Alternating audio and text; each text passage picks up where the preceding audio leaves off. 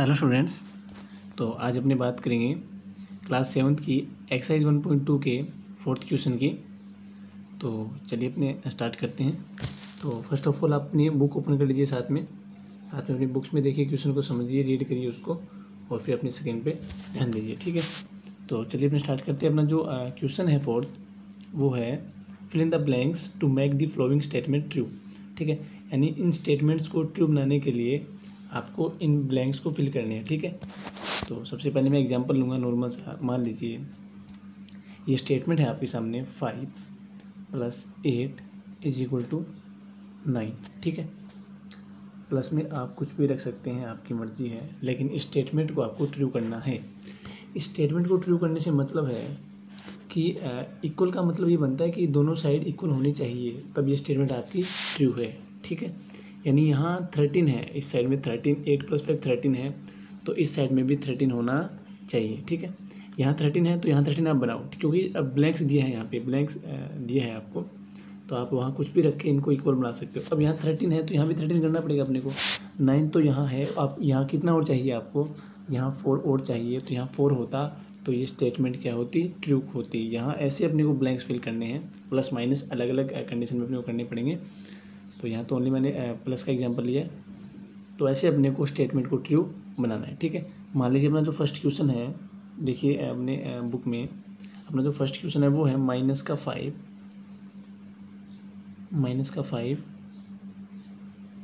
Plus -8, ठीक है। -8 है ये, = में है आपके, = में दे रखा है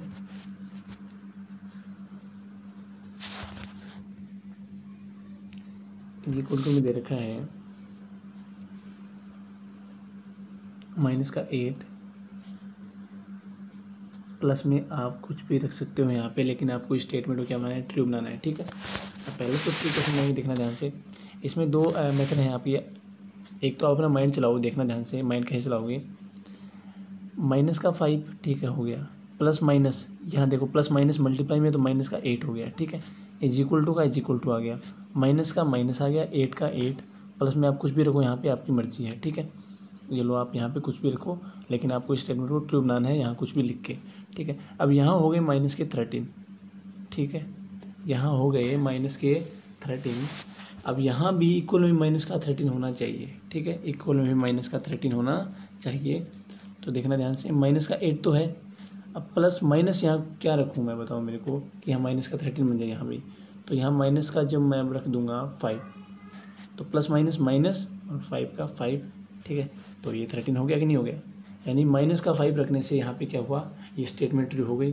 तो ऐसे अपने को माइंड लगा के अपना कर सकते हैं, ठीक है। अदरवाइज एक्स मान के तो आप कर ही सकते हो। एक्स मान के कैसे करना है देखना, एक्स मान के कैसे करना है देखना आपको ध्यान से।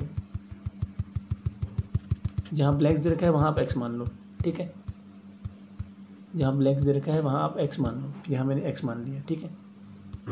ये लो मैंने क्या मान लिया, एक्स मान लिया। अब करना क्या है देखना यहाँ पे, ठीक है। अब एक्स मान लिया मैंने, पूरी की पूरी, क्योंकि एक्स इस साइड में लेके आओ, सारा का सारा, यार ये सिस्टम है। जब चीज़ें यहाँ से यहाँ लेके जाऊँगा थोड़ी डिफ़िकल्टी होगी, तो आप पूरा का पूरा साइड को चेंज कर लो, यानी पूरी जो ये साइड है अपनी उसको चेंज कर लो। यानी आप एक काम करो, इसको -8 + x तो इस साइड में लेके आओ, = में लिखो -5 तो -5 है, प्लस माइनस -8। आप ये पूरा लिख सकते हो, क्योंकि बाद में मेरे को ऐसा लिखना पड़ेगा इसको, जब मैं सिंप्लीफाई करूँगा इसको तो ये आएगा मेरा, ठीक है। तो आप पहले इसको सिंप्लीफाई करके लिख लो, ठीक है, लिख सकते हो आप ऐसा। अब देखना ध्यान से, मेरे को एक्स की वैल्यू निकालनी है ओनली, ठीक है।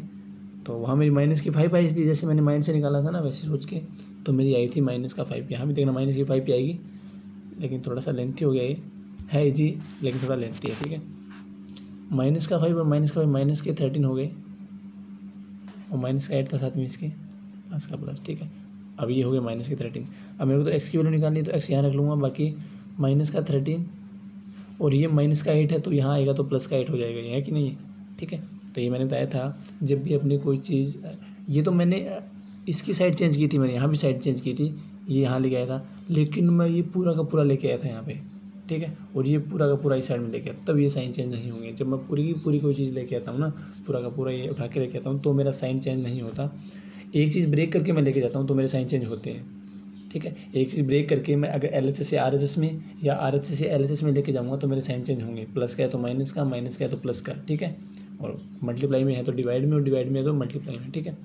अब मेरा x की जो वैल्यू आई, देखना x इज इक्वल टू -13 और प्लस का 8, याद रखना इसको।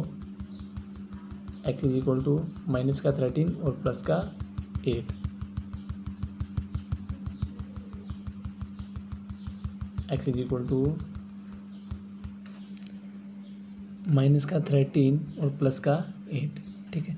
तो प्लस का 8, तो माइनस का बड़ा है यहाँ पे, और कितना बड़ा है, माइनस वाले से प्लस वाला निकाल दो, माइनस का 5 बड़ा है, तो x की वैल्यू मेरी क्या है, माइनस की 5 आ गई, ठीक है। बिल्कुल सिंपल है, कुछ नहीं है इसमें। अभी नेक्स्ट जो क्वेश्चन है देखना ध्यान से, ये हो गया मेरा।